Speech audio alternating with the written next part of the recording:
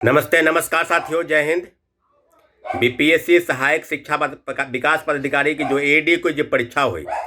और जो लगभग 9 शिफ्ट में आयोजित हुई, उस परीक्षा को बीपीएससी ने रद्द कर दिया। साथियों, आपको पता है कि लगभग 14 अप्रैल से लेकर और 21 अप्रैल तक और लगभग 9 लाख के आसपास अभ्यर्थी जो है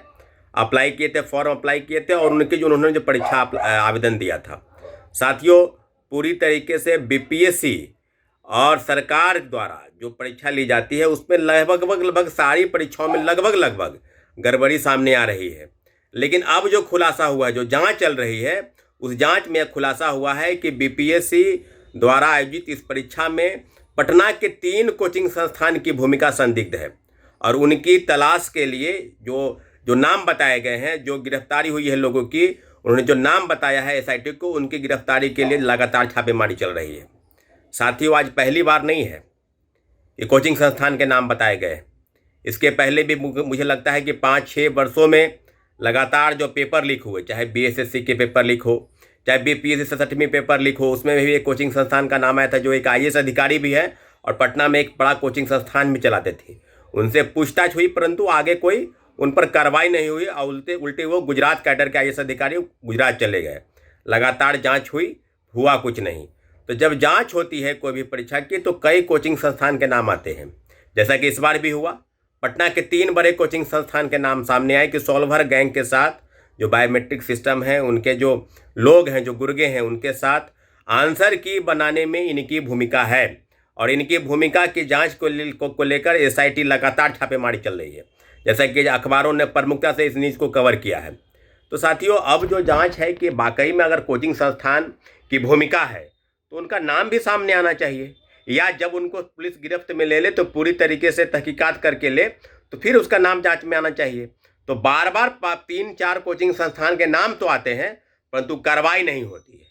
तो इस बार जो है, जो एडीओ की जो परीक्षा हुई और लगभग जो लगातार मार्केट में इस तरह की अफवाहें फैल रही थी और बीपीएससी ने जो प्रेस रिलीज जारी किया था कि कोई ऐसी खबर नहीं है, कोई ऐसी बात नहीं है, पेपर लीक कहीं से हुआ नहीं, जो लोग पेपर लीक या धांधली सेटिंग में संलिप्त है उनको हम लोगों ने गिरफ्तार कर लिया है। और लगातार पटना, मुंगेर, नालंदा और कई जिलों में लगातार छापेमारी चल रही थी। अब जो बातें सामने आई है कि एसआईटी ने बीपीएससी, जब तक पेपर लीक नहीं हुआ तो परीक्षा तो कैंसिल नहीं होगी। निश्चित रूप से बीपीएससी के अधिकारी या बीपीएससी कर्मचारी इसमें शामिल हैं। तो बीपीएससी के द्वारा की गई इस परीक्षाओं में जिस प्रकार से लिपापोती का प्रयास किया गया तो बिल्कुल इस बार संभव नहीं हो पाएगा, क्योंकि मुख्यमंत्री ने लगातार फैसला किया और मुख्यमंत्री ने उचित फैसला करते हुए एडीओ की जो परीक्षा है वो परीक्षा को रद्द की। 935 पदों की जो परीक्षा थी, एक ही पाली में, यानी एक परीक्षार्थी को 2 शिफ्ट में परीक्षा देनी थी और मात्र एक परीक्षा थी। इसलिए लगातार, और जिस प्रकार से कोचिंग संस्थान, बड़े बड़े शिक्षा माफिया, कोचिंग माफिया का व्यापार जो बरसों से इस प्रदेश में फल फूल रहा है, तो आज फिर से जब कोचिंग संस्थान के नाम सामने आए हैं तो उनके ऊपर कार्रवाई होनी चाहिए। ये तो पहली बार नहीं है कि कोचिंग संस्थान के, कई वर्षों से सुना जा रहा है, कई वर्षों से अखबारों में इस तरह की चीज़ें छप रही है कि पटना के 3-4 कोचिंग संस्थान हैं जो लगातार सॉल्वर गैंग के साथ संलिप्त रहते हैं और तमाम पेपर लीक, धांधली सेटिंग में उनकी भूमिका रहती है। तो इस बार जो है, अगर जांच वाकई में सही दिशा में है तो इस बार उनकी जांच जो है पड़ताल करके उनको खोज निकालना चाहिए कि कौन है वो कोचिंग संस्थान, बड़े हैं, छोटे हैं, कौन है, और निश्चित रूप से इस तरह की कार्रवाई निश्चित रूप से होनी चाहिए। तो हम मांग करते हैं बिहार सरकार से कि एसआईटी को खुली छूट मिले, ताकि इस कोचिंग संस्थान ही नहीं, बीपीएससी के अधिकारियों की भूमिका, बीपीएससी के चेयरमैन से सेक्रेटरी तक की भूमिका, क्योंकि ब्लैकलिस्टेड कंपनी को ठेका दिया जाना और इस बात को प्रमाणित करता है कि इस बार पूरी तरीके से प्रायोजित तरीके से एडीओ की परीक्षा जो है पेपर लीक, धांधली सेटिंग करा के और लोगों को शामिल कराना था ताकि बड़े पैमाने पर धन की उगाही की जा सके। और जो बातें सामने आ रही है, अखबारों के माध्यम से इस बात पर पुष्टि हुई है कि लगभग 35 से 40 लाख रुपए हर एक अभ्यर्थियों से लिया गया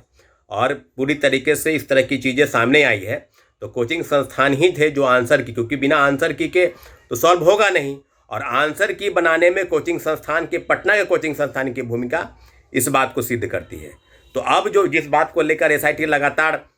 कवर कर रही है, एसआईटी लगातार जो है छापेमारी कर रही है, तो पूरा उम्मीद है कि आर्थिक अपराध इकाई की टीम जो एसआईटी जो कर रही है जाँच, इस बार जो है एडीओ की तरफ आगे आगामी जितनी भी परीक्षाएं हुई, चाहे 66वीं हो, चाहे 67वीं हो, चाहे TRD 2, TRD 3, सब में बड़े बड़े लोगों पर उचित कार्रवाई नहीं हुई। तो उम्मीद करते हैं कि इस बार कोचिंग संस्थान के साथ साथ बीपीएससी के अधिकारियों और कर्मचारियों की भूमिका की भी जांच हो, किस प्रकार से ब्लैकलिस्टेड कंपनी को ठेका दिया गया और जांच के नाम पर सिर्फ खानापूर्ति हुई। तो निश्चित रूप से इस बार जांच बिल्कुल सही दिशा में है और कोचिंग संस्थान और बड़े बड़े शिक्षा माफिया और कोचिंग माफिया पर बिल्कुल उचित कार्रवाई जरूरत है, ताकि आगामी जितने भी बीपीएससी की परीक्षा हो उस पर कहीं से भी पेपर लीक और धांधली सेटिंग की बात सामने ना आ सके। साथियों, बहुत बहुत धन्यवाद।